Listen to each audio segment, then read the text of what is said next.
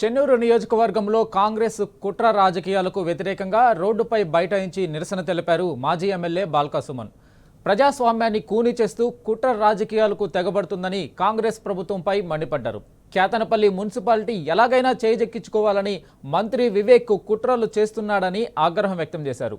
ప్రజలు ఇచ్చిన తీర్పును కాలరాసే విధంగా మంత్రి వివేక్ కాంగ్రెస్ నాయకులు వ్యవహరిస్తున్నారని ఫైర్ అయ్యారు.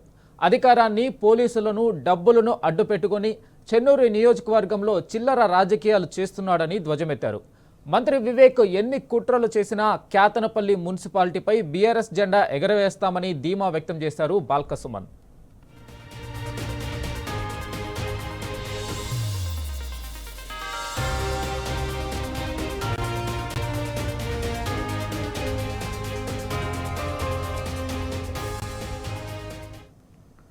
దీనిపై పూర్తి అప్డేట్ మా ప్రతినిధి ఉమేష్ అందిస్తారు.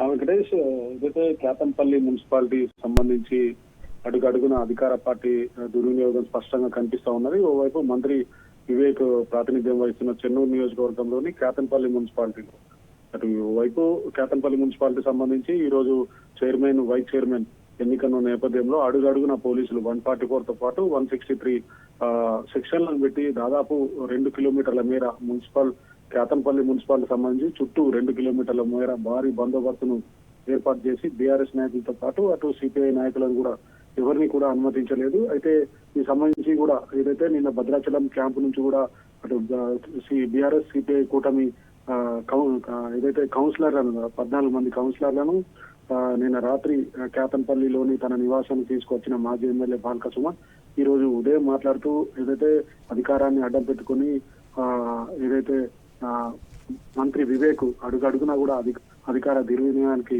పాల్పడుతున్నారని, అయితే వైపు చెన్నూరు కేతనపల్లి సంబంధించిన మున్సిపల్ ఎన్నికల్లో ప్రజలు తమ అభ్యర్థులను గెలిపించి ఏదైతే తీర్పునిస్తే ఆ తీర్పును కాలరాసే విధంగా మంత్రి వివేక్ వ్యవహరిస్తున్నారని, అటు భద్రాచలంలో కూడా పోలీసులతో పాటు అటు కాంగ్రెస్ నాయకులను పంపించి తమ కౌన్సిలర్లను ఏదైతే ప్రలోభాలకు గురి చేశారని, అలాగే ఏదైతే ఈ రోజు కేతనపల్లి మున్సిపాలిటీకి సంబంధించి కూడా అడుగడుగునా కూడా అధికార దుర్వినియోగానికి పాల్పడుతున్నారంటూ కూడా బాల్క సుమన్ చెప్పడం జరిగింది. దీంతో పాటు కేతనపల్లి మున్సిపాలిటీకి సంబంధించి అధికారులు కూడా కోరం లేనందున రేపటికి వాయిదా వేస్తున్నట్లుగా ప్రకటించారు. ఈ రోజు ఉదయం కూడా ఏదైతే బాల్క సుమన్ గత 2 రోజులు కూడా అదే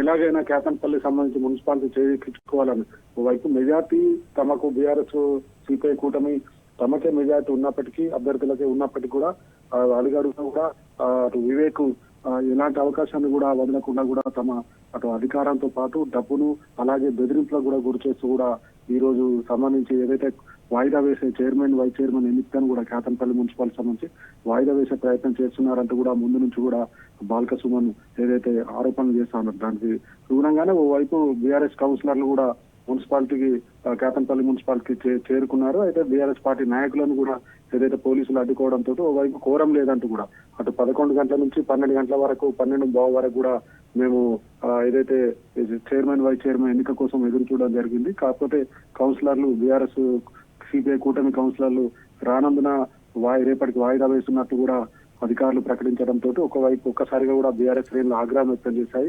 కేతనపల్లి మున్సిపల్ కార్యాలయం ముందు బైఠాయించి ఆందోళన చేస్తున్నారు. ఏదైతే మంత్రి వివేక్ ఏదైతే వాయిదా వేసి తమ కౌన్సిలర్లను ప్రలోభాలకు గురి చేసి కావాలనే కుట్రపూరితంగా ఇవాళ కేతనపల్లి మున్సిపాలిటీ కావడానికి వాళ్ళ కుట్రలు పన్నుతున్నారంటూ పెద్ద ఎత్తున కూడా ఆందోళన చేస్తున్నారు. ఓవైపు బీఆర్ఎస్ నాయకులను అనుమతించకుండా పోలీసులు అటు కాంగ్రెస్ నాయకులతో పాటు అటు డీసీసీ అధ్యక్షుడిని అలాగే పెద్ద ఎత్తున కాంగ్రెస్ కార్యకర్తలను అనుమతించడం,